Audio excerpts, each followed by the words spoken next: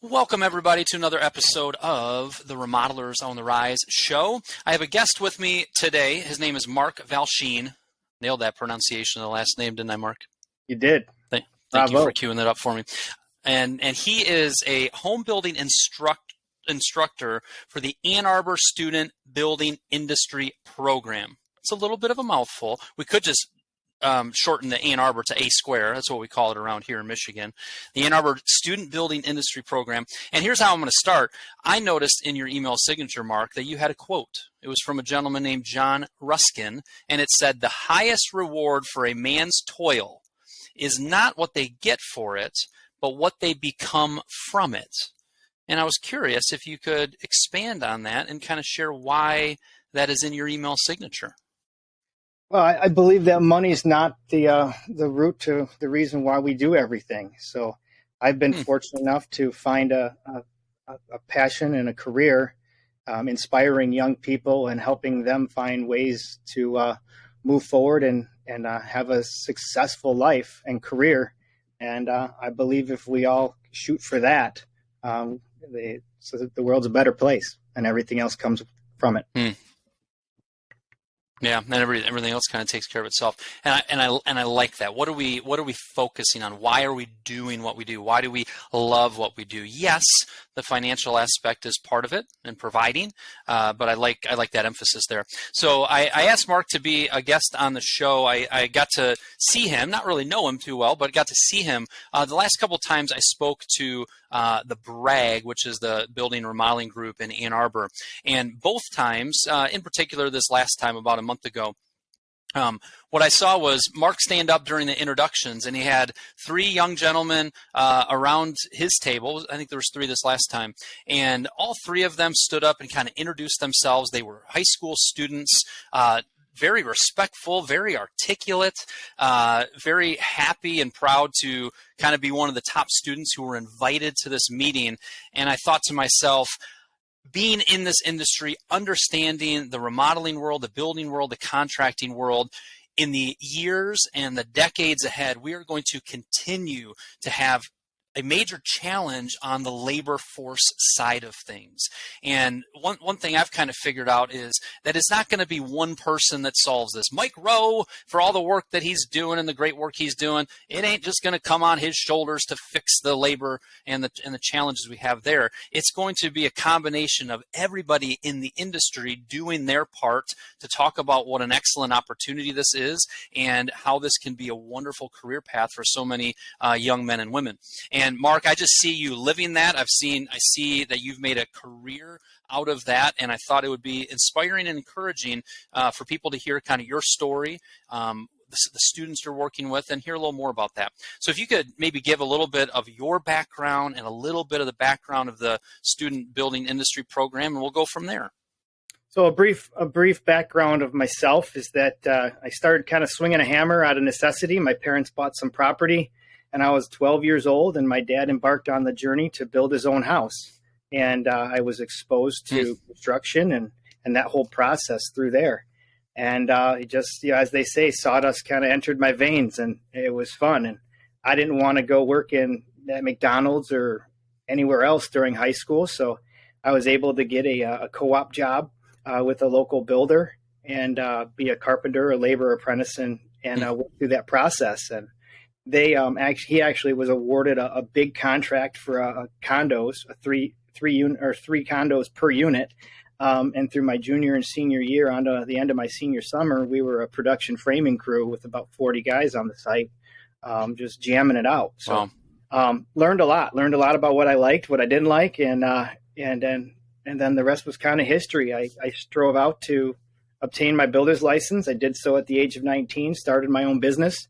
And my parents said, "You got to go to college." And I said, "Well, why? I'm doing so good. I don't need to." And they said, "Nope, you need to go to college." And I see their point is they never had that opportunity. And so I said, well, if I go to college, what can I do if, the wheels fall off the bus and I can't build anymore? And I said, I can teach. And I went through all those classes, got to my junior year. And at the school I was at, I took every construction management course that was there. And my construction management advisor and my teaching advisor were arguing about what my future should be.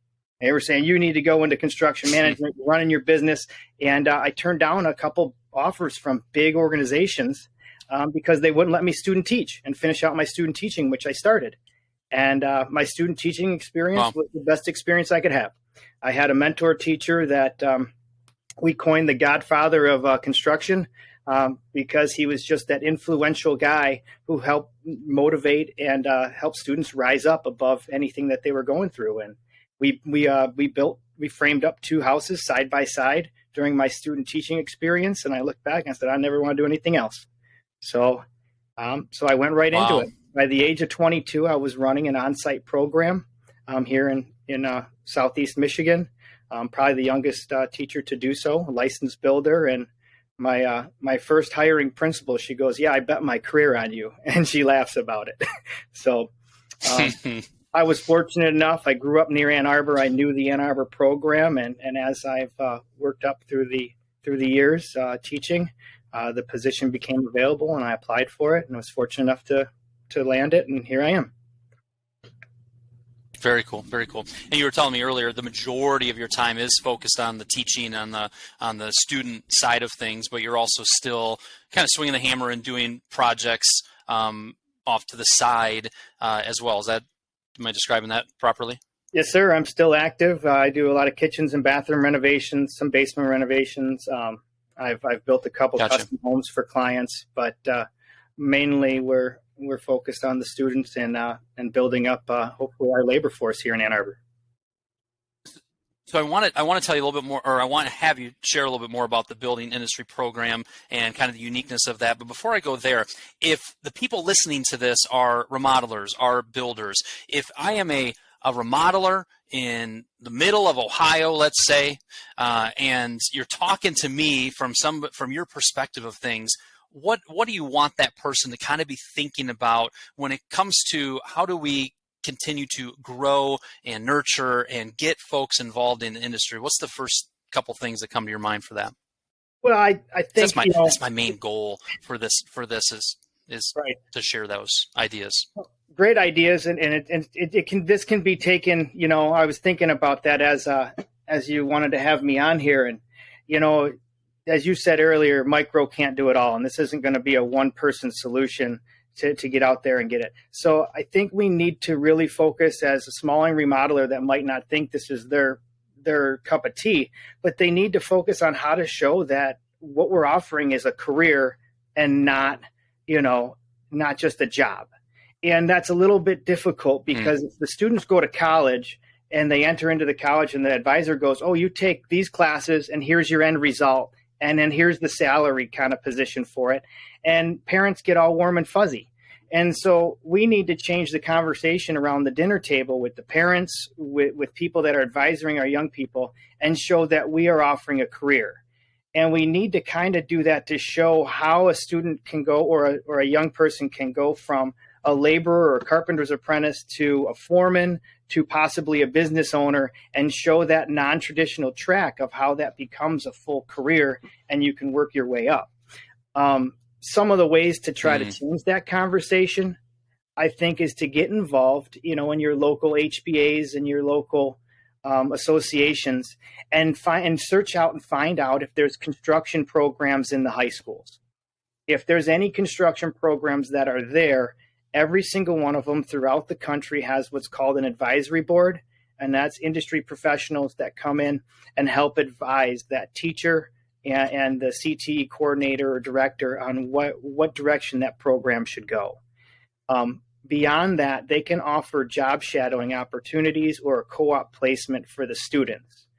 Job shadowing opportunities are really where they can offer a time for high school students to come out and follow them through their daily routine and their activities and what they do, and really talk about their craft. Co-op's the one step further where the student would actually join them for 2 or 3 hours of the school day, which could equate to a half of a work day, whether it's in the morning or the afternoon, and they could employ the student, and the student could make money learning that trade and that craft. So there's a number of ways that it's already in place that I think our industry just doesn't know about. And then if we know about it, the schools aren't aware that we're willing to take on those responsibilities. I like that. That's the type of information and type of encouragement of go and check that out. There's opportunity there. Well, nobody's asked me if you know that or told me that they need help. Be proactive with that. Lean into that. As you were talking, it reminded me of a conversation. I remember being in one of my remodeling groups that I run, and I remember going around the horn and kind of saying, "How did you get into the industry?" And each one, it was a spark of something. One of them took a drafting class instead of taking this class, and boom, that sparked it. You know, another one, this was a friend of a family member, and somehow I ended up on their job site to help out one day, and man, it just lit something up in me, and I haven't been able to, like you said, it kind of got sawdust in my veins. And giving somebody an opportunity to job shadow, to do the co-op, to come in and speak to a group, those little things like that can go a long, long ways. So people listening to this, pause this and go and seek that out. Look into that. Make a call and see how you can contribute to that. We need more of that out there. Excellent. So, Mark, now that we've checked, that was the biggest thing I wanted to get across. So then everything else after this is gravy. So the Ann Arbor Student Building Industry Program, been around for 53 years. You're telling me you guys are building a house this year. You're selling that house. You're doing some unique things. Tell us about how this whole thing works. And in addition to that, if I'm a student that's part of this, what does this look like for me?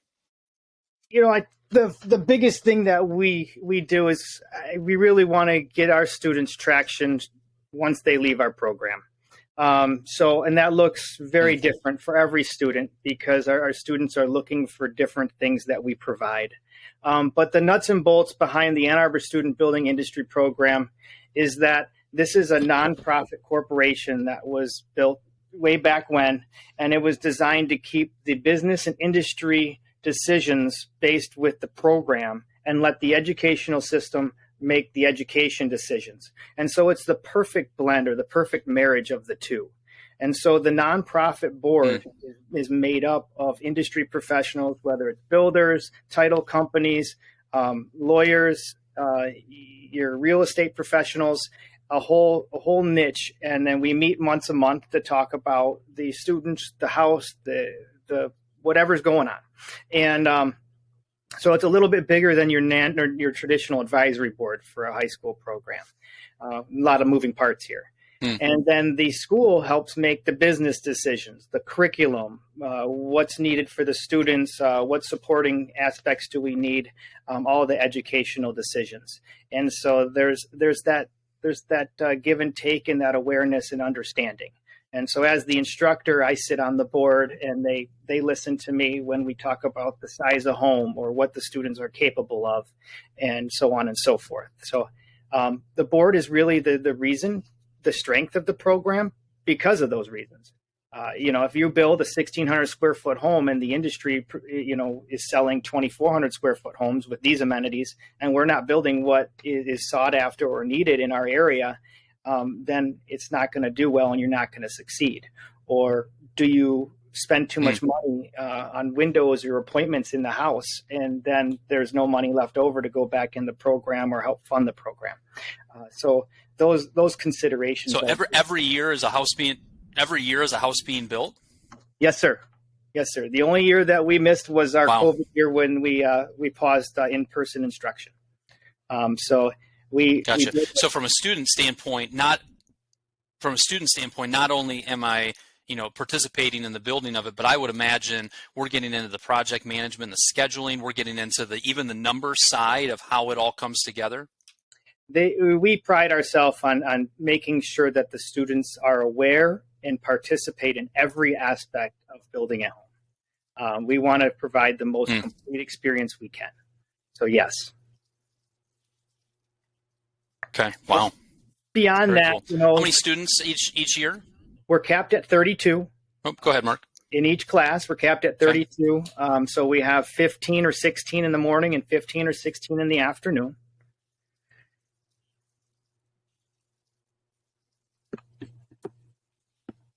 Okay. Yeah, we have a little bit of audio delay, so I was talking over. So 15 or 16 in the morning, every 5 days a week they're participating in this? Yes, sir. 5 days a week through the whole school year. Wow. So the second day of the school year, the excavator shows up and really shows them that this is the real deal, and gets a little hustle in their step. Yeah. So I would imagine it's like, okay, no more of this planning stuff, no more of this classroom work. Oh, we're doing this, aren't we? You know, a little bit of that going on. Most of our students that we see, and I think this is true for a lot of CTE classes, and schools really have focused so much on college prep, in the past 10 years or so, we've lost a lot of good hands-on programs. And my take is that our students are fingertip back learners, and they need to get out there and do it to understand it and see it. So I do limit the instructional time to just get them the information that they need, safety-wise and whatnot, and then get out there and actually physically do it on the house. So the students really appreciate that, and therefore they strive to that, because they don't want to do the book work. They want to go out and physically do it. So when we do sit down and have our discussions and our conversations, then it's really impactful. Wow. And it sounded like they have to apply and almost interview. Do you have a decent amount more than the 32 people kind of applying, and it's almost like, hey, we got a ball club here and we only have so many spots? Is that how it's been?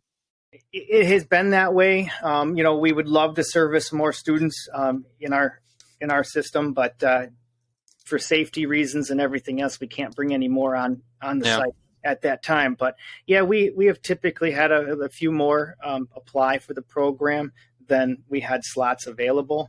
And that's by far the most difficult part of my job, is to try to figure out with the board of directors. Yeah. We have a board that goes in, and then a selection committee that selects. But that's a very difficult part of my job. So I would love to take them all. Yeah. So give me a student story. Give me kind of this is why I love what I do. Taking somebody who kind of had an interest, and maybe somebody that's kind of been in a career now for a while. Who comes to mind when I'm like, Mark, tell me a story about one of your students. Oh, I could talk to you for about 2 days on that one there, Kyle. But as we said earlier, we're teaching the students more than just building a house. We're teaching them life skills and what they're going to need to gain traction. So knowing that, we focus on communication, teamwork, and having fun while staying productive on the site. And so a couple students just recently, we had a student join our program that was ready to go into law enforcement. And throughout the process of the school year, he found himself earn a spot at the state skills competitions. And at the end of the school year, he completely changed his focus, worked with a local builder, and went through and got a construction management degree and owns his own company now at a very young age. Wow. I had another student who was failing out of school and came to us and spent 2 years with us, and now is a superintendent for a very large design build firm out of Jacksonville, Florida, and is traveling the country doing very well. We have students that besides go right into the field. I mean, we've had students that leave our program and go into MIT or U of M honors programs. So we're not just talking that, we look at the full gamut of the student and what their need base is, in that selection process. So you're not just, as they say, oh, you got it easy, you're cherry picking the 4.0 students and this and that. No, we're really looking and diving into the students' personal needs and how to help them gain traction to whichever direction they need to go. Wow. One thing that comes to mind, again, my hope with this is to encourage or inspire a few people that are listening. And, for a lot of areas around the country, people are listening to this going, oh, if only our local area had something like this. And obviously there has been a swing. I don't know how many decades you put on it from, this being a normal thing of shop class, et cetera, to it being a little bit not as frequent and a little bit more rare. I think it's interesting if this is a program that's been around for 53 years and you're inspired to do something similar in your local area, to reach out to Mark and kind of say, what would you advise me on as far as getting something like this started or getting something like this sparked? Obviously, obviously there's a lot of moving pieces to it, but if you're feeling a little inspired, or if you're feeling like, how could I get something like this going, be sure to reach out. I mean, those stories, I remember one of the gentlemen young men who stood up at the Bragg meeting, he also emphasized that of, I thought I was kind of just coming to learn these skills, but I'm really learning how to be a man, to learn how life works and how responsibility works, and all of that. And I mean, does it get much better than that, Mark? I don't think it does. No, when you see, Kyle, we do a lot of photos and we do collages, and since COVID, I've dropped the ball at posting on Facebook too much, and I got to get back to that to share our story a little bit more.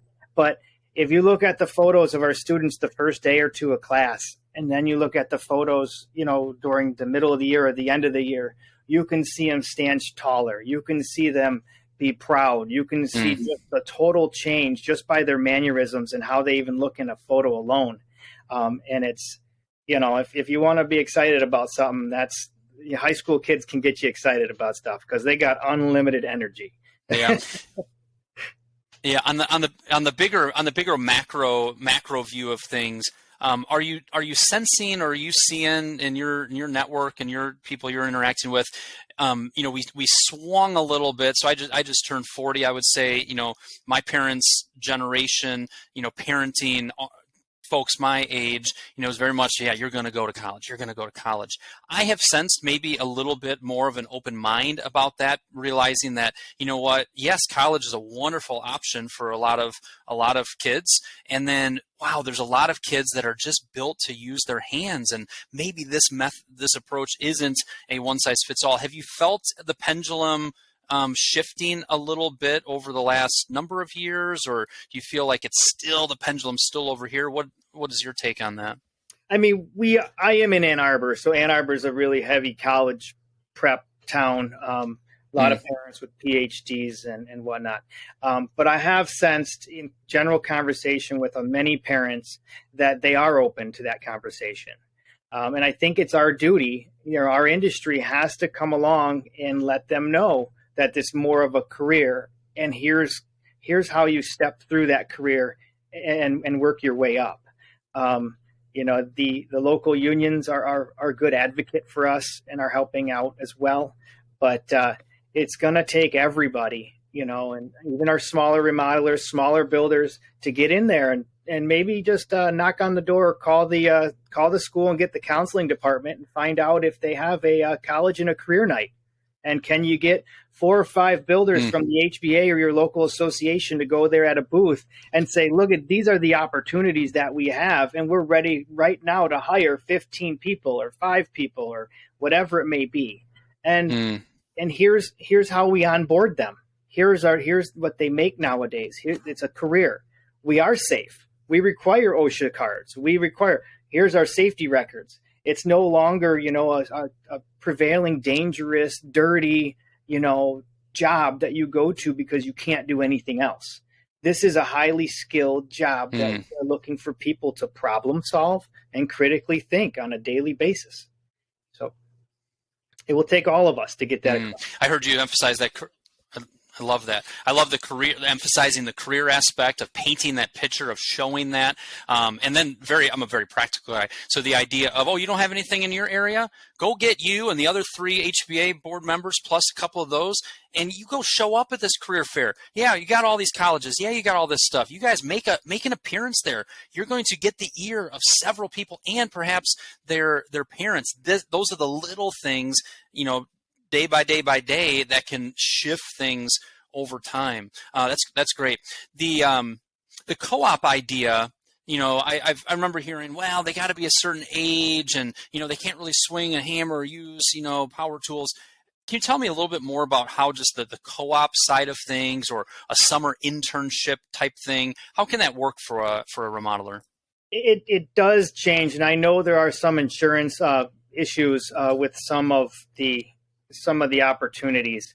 So we've gotten to where we've placed a few students with, let's say a student wanted to be an electrician. Our local wholesale house would bring him in as a part sorter or a delivery guy, and he would deliver and run parts out. So there's lots of different ways to work about that co-op. But I think if most of them looked at their insurances, you can get through that. In some schools, and I can't speak for all because I'm not on the administrative side, but some schools do offer insurances for students when they're on your job site. And I'm not sure if that's only for school-owned property or if that's for, that's an umbrella policy that the school has when they're going for a co-op placement, that the school does have some stake in that. Gotcha. Good. So that gives kind of a first step to take. And, if I put my remodeler hat on and I think about that, it's kind of like, okay, so they'd be limited in what they can do. It might cost me a little bit.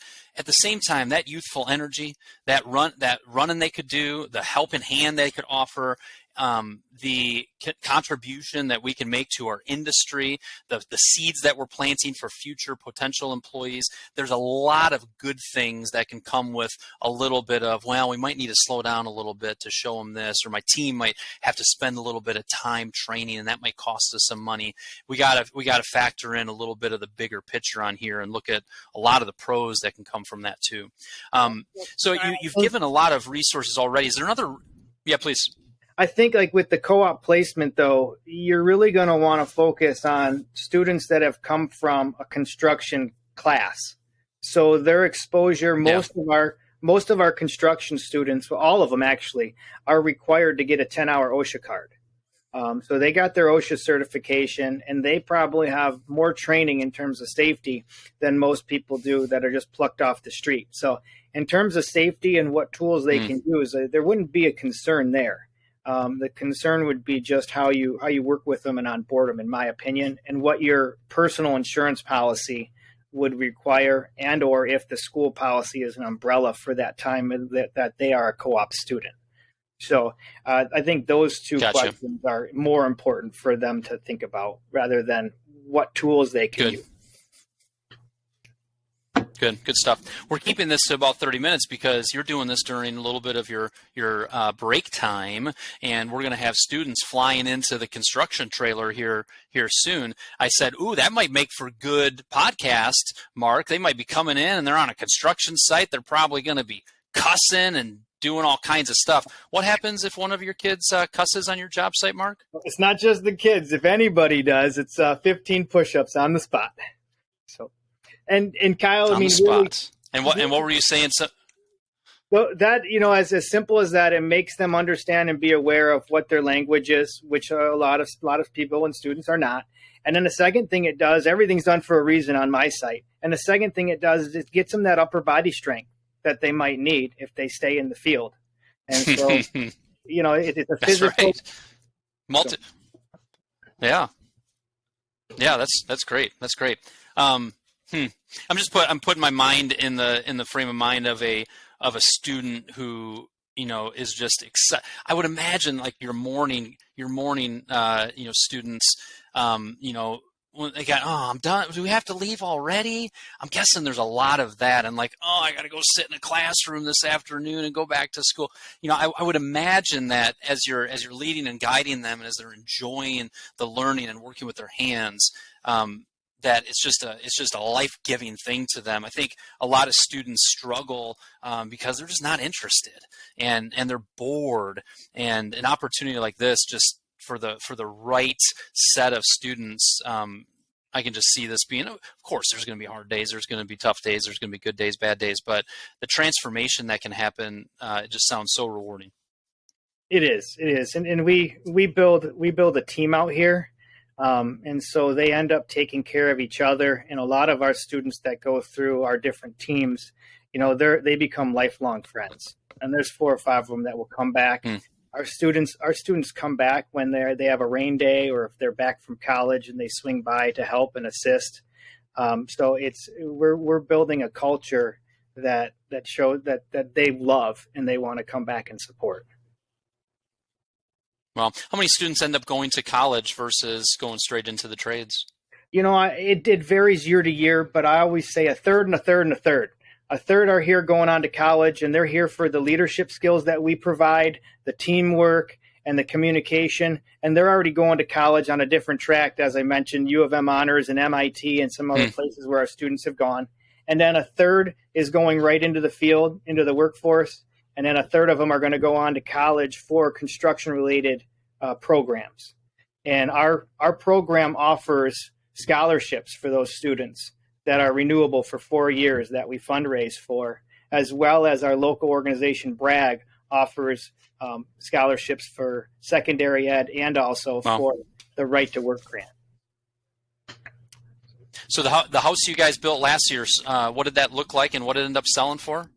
That was your white modern farmhouse. It was a 2,400 square feet above the grade and 1,000 square feet finished with a daylight basement below. So about 3,400 square feet of finished space. Your modern amenities, 9-foot ceilings throughout the first floor, granite countertops, 48-inch uppers, soft close, full extension drawers. Custom built-ins, a nice bench seat when you walk into the mudroom, all built by students in one school year, and it sold for $595,000 last year. Wow.